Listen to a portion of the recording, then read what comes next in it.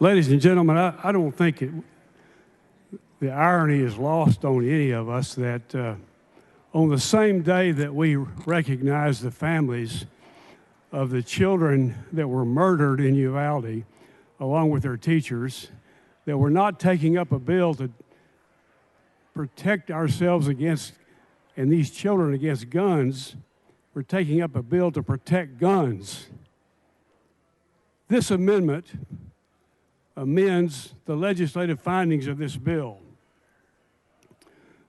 This bill was written in order to prevent the establishment of merchant codes used by credit card companies and retailers to categorize the types of purchases that go through their system, and it prohibits such a category to be created for guns.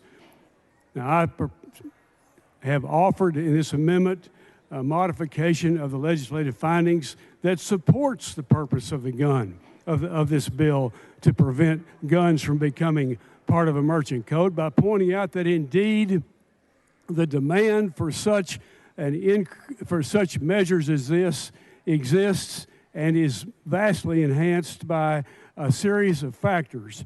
Reading from the amendment, it says the legislature finds that calls for maintaining firearms purchases by methods which may include merchant category codes have increased due to the dramatic increase in gun violence in Texas. For example, for what purpose? 3 of the 10 deadliest mass shootings in modern United States history have occurred in Texas in the past 5 years.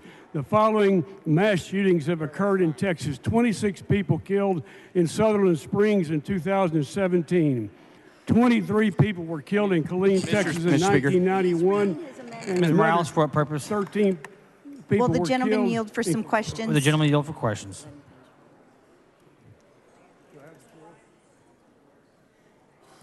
Does the gentleman yield for questions?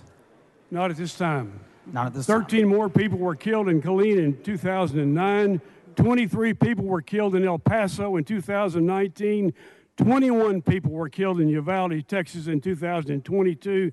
And just last week, 5 more people killed in a mass shooting in Cleveland, Texas.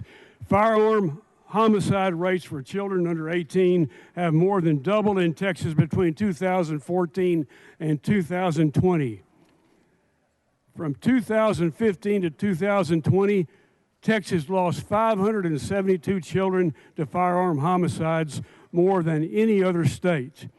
Overall, firearm homicides rates in Texas have increased 66% from 2014 to 2020. And I might have added to this amendment the fact that 92 gun bills are sitting bottled up in the Select Committee on Community Safety, including one by Mr. King that already has the support of a majority of the members of this House, including the Ed Robb elementary bill that I introduced that covers 3 important areas, all reasonable measures, but we can't get them to the floor for a vote. Is there any question or any misunderstanding about why there is a growing demand for measures like Mr. Schaefer is attempting to prevent? I don't think so. I yield to the lady from Houston. Ms. Morales, for what purpose? Some questions. The gentleman yield for questions. I do. The gentleman yields. Thank you, Representative Bryant, for your amendment. I didn't get to hear everything. There was a little interruption back here, but can you just tell me really quickly, what does your amendment do? My amendment amends the legislative findings of the bill to point out the reasons why there is great demand to institute measures such as merchant codes that include firearms sales, which is exactly what Mr. Schaefer is trying to prevent. We've got to have a legislative finding to back up the reasons for the bill, and I've amended the legislative findings. Thank you. And why is it important that this bill not only lists that the legislature recognizes the right to bear arms, but also recognizes the dramatic increase in gun violence in Texas? Because this legislature is not doing anything about it. We all stand up and honor the families from Uvalde today. We don't do one single thing to protect them and the kids, and here is a bill on the floor to protect guns. So, would you say that it's irresponsible not to consider these tragedies when discussing any legislation in regards to guns? I say it's an exercise of willful ignorance. Got it. To put on the blinders and pretend that we have no responsibility in this area. This is something we have a moral obligation to deal with. These are reasonable bills. These are not bills to ban guns. I'm just like Mrs. Ramos. I've got more guns in my house than people. We all do. But for goodness sakes, we ought not to have a situation in which an 18-year-old kid can go out and buy an assault rifle and go straight to the schoolhouse and murder 19 kids. And he didn't just shoot them down like in the movies. He blew them up. They were unrecognizable. They had to be identified by their tennis shoes. Are we not able to act at all? Mr. Guillen, won't you kick that bill out of committee? Let us have a vote. 92 bills are bottled up in your committee. Mr. Bryant, please confine your remarks to the amendment.